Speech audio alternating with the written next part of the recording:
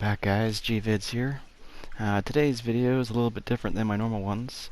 Today I received an email from supposedly YouTube, which it definitely was not, stating the fact that I have been reported through my channel that contains spam videos. An email has been sent to you, and our team will review your channel.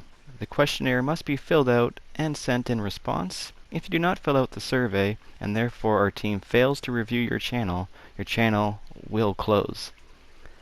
Now, that scared the crap out of me the second I read that, guys. It came in through a YT hyphen or dash, whatever you want to call it, control-1 at mail.ru. Mail.ru, guys, is definitely not a YouTube email.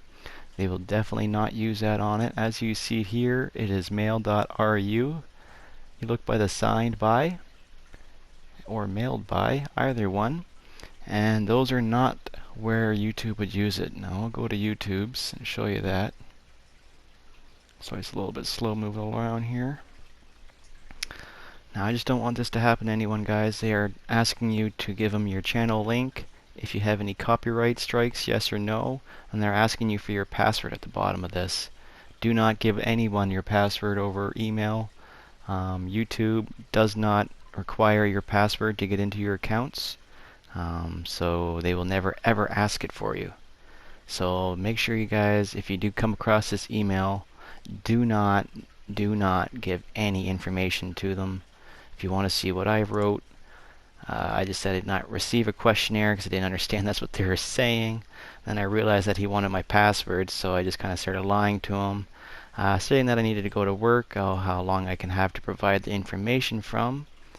And I was also going to tell him that I was checking with my support through my creator support, and to see if this is a legitimate thing, because obviously they would never ask for a password.